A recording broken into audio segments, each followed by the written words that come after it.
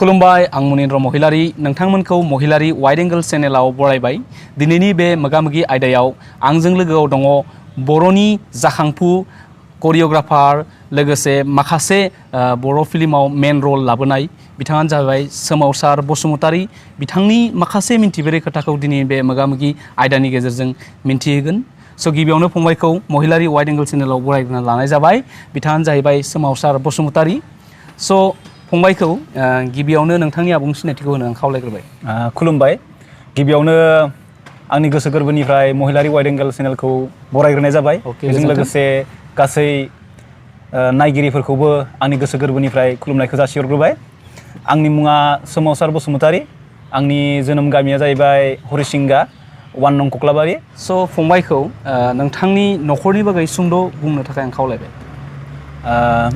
जोंहा न'खराव जोङो बिदा फंबाय साथाम ओमफ्राय मादार फादार थाबाय जों गासै 7 जायो बेखिनियानो। अके स' फंबायखौ नोंथांमोना गोबाङानो मिथिखागौ गोबां बर' भिडिअ' एलबाम बर' सावथुनाव कोरियोग्राफ लोगोसे बर'नि फावखुंगुर हिसाबैबो खामानि मावबोदों। स' बिथांनि माखासे खोन्थाफोरखौ आं सोंलु हिसाबै लानो नागिरदों।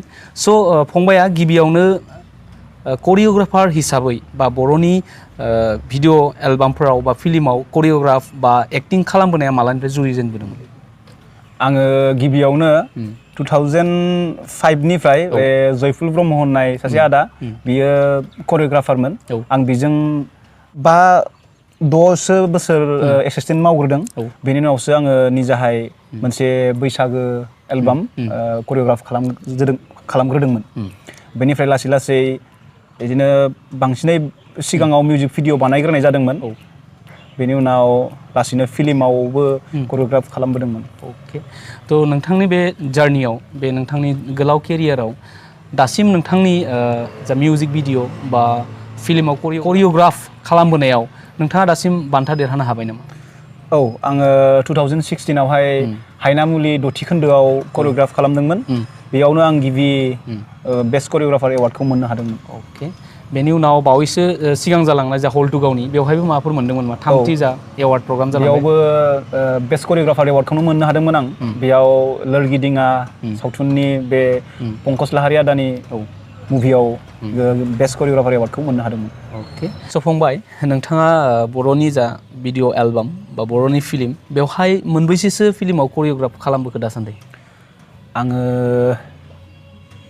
गोबां जाबाय दा हिसाब खालामबासो गोसोआव फैसिगोन बांद्राय जाबाय नालाय बेखायनो गोसोआव गैला आं मा खालामबोखो। ओरैनो एसे 2-3सो गोसोआव दङ। बेफोर जाहैबाय मुभि ओरै हायनामुलि बिदिनो लोरगिदिङा उदांस्रि बेफोरबायदिनो लेडि टार्जन बिदिनो अन्नायानो धोरोम बिदिनो गोबां दंबावो आरो आं गोसोआव थाजोबासै सिगांनिफोरखौ बावबाय गोजामफोरखौ।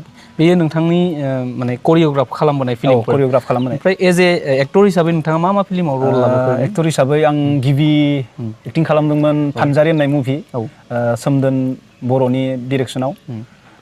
बेनि उनाव आरो मोजां मोननाया खाना बिस गोनां अननाय ओमफ्राय हायनामुलि दथि खोन्दोआवबो दं एसे ओमफ्राय आरो नै माबायावबो दङ स्निथि खोन्दोआवथ' मोनसे मेथाइआव एक्टिं खालामबोदोंमोन।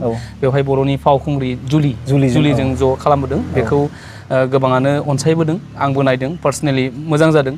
स' सासे कोरियोग्राफ जानांगौब्ला नोंथाङा मोनसे फिल्म बा मोनसे मेथाइखौ बांसिन मायाव नोजोर बोयो? माबायदि माने सिनाव लायोबा बांसिन माबाया पपुलार जायो? फिल्मनि जा लाइन बे लाइनजों खारो जेनेबा मेथाइआ मा माबाया फिल्मा मा डिमान्ड खालामदों मेथाइआव बेखौ लानानै बे कनसेप्टखौ बानायनाय जायो मेथाइनि। ओमफ्राय लकेसनफोरखौ बेबायदिनो बासिनाय जायो? लकेसनफोरखौ बिदिनो बासिनाय जायो।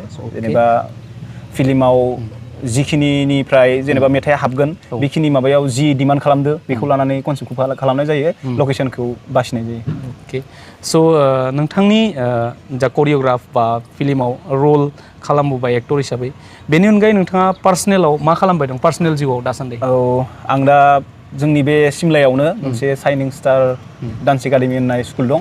बेवहाय आङो क्लास खालामो। बेजों लोगोसे एसे एनै जिम खालामनो मोजां मोनो आरो। बेनिबो कर्स लाना दङ आं दा 6 मान्थनि मोनसे कर्स लादों जोबथ'वाखै। अके ज' सिमला हालामाव नोंथाङा नैबे समाव माने मोसानायनि सोलोंथाइ होगासिनो औ स' बेवहाय मोसानायनि अनगायै एक्टिंफोरनिबो माबाफोर होयो नाय औ जों माजे माजे वर्कशप खालामो जेनेबा थांनाय जोङो नै थांनाय फेब्रुवारियाव जोङो जयन्त नार्जारि होननाय आदाखौ जों माबायाव लाबोदोंमोन वर्कशप लाबोदोंमोन बिदिनो डान्सनिबो वर्कशप लानाय जायो नै बावैसो सिगाङाव मासुम नार्जारिखौबो डान्स वर्कशपनि थाखाय लाबोदोंमोन बिदिनो खायसे आरो हाबाफारि लानाय दंबावो जों मावफुंलांगोन अके स' नोंथांनि थांखिया जाफुंसारदों स' नोंथांनि बे स्कुलाव बेसेबांसो स्टुडेन्ट दङ दा आवगायावथ' 90+ दंमोन दा एसे खमायनानै 50सो दं आरो बेवहाय मा मेथाइ बा गुबुन हारिनिफोर हिन्दी मेथाइफोर लानाय जायो नामा? औ सब लानाय जायो बर'बो लानाय जायो हिन्दी एसामिस गासैखौबो लानाय जायो डान्स स्टाइलखौबो बिदिनो लानाय जायो अके स' बियो उइकआव बेसेबांसो दिन सलायो ना टाइमा माबायदि बिनि टाइमा जोङो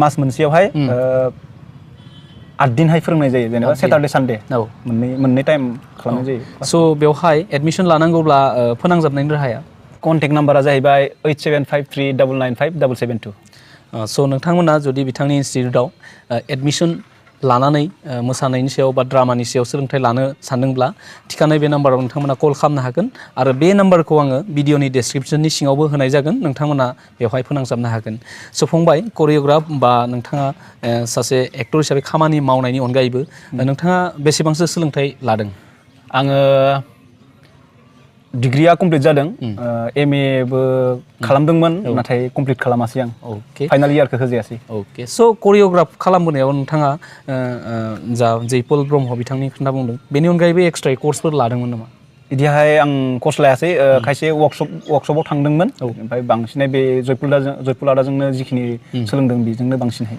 रोंनाय जादों स' जोबथारनायाव फंबायनाव मोनसे खोथा सोंनो नागिरबावदों नोंथाङा बे सोलिफु बोसोराव बा फैबाय थानाय बोसोरफ्राव माबाफोर नोंथांजों करिय'ग्राफ बा नोंथांनि दैदेननायाव माबाफोर फिल्म ओंखारबावनो गोनां दं नामा फिल्मथ' बुंना दोनदों नाथाय दासिमबो फिक्स माबा खालामनाय जायाखै बेनिफ्राय बिदिनो आरो मिउजिक भिडिअ'निबो मोननै मोनथामसो कन्टेक्ट दंथ'यो दाबो डेट होनाय जाथ'वाखै जोंनि लकेलनिनो जागोन बे बैसागोबो ओमफ्राय आरो मडार्नबो माने बैसागो बोथोराव बे ओंखारहैगोन बैसागोआव ओंखारहैगोन ओमफ्राय बे साननैसोआवनो जागोन डेटआ ओमफ्राय दा शुटिंनि डेटखौ फिक्स खालामनाय जाथ'वाखै अके स' बर'नि जा बिथांमोना फिल्म बा एलबाम खालामनो गोसो दङ स' फंबायनिसिम कन्टेक्ट लाहरनानै बिथांनि दैदेननायाव फिल्म बा एलबामफोरखौ खालामनो हागोन बिथाङा बर'नि सोलिफु बा जाखांफु सासे करिय'ग्राफार हिसाबै सिनायथि मोनजादों लोगोसे नोंथांमोना हायनामुलि स्निथि खोन्दोआव बिथांनि दैदेननाय बा बिथांनि मेथाइ मोनसे नुनो मोन्दोंमोन जुलिजों स' बेबो जोबोर मोजां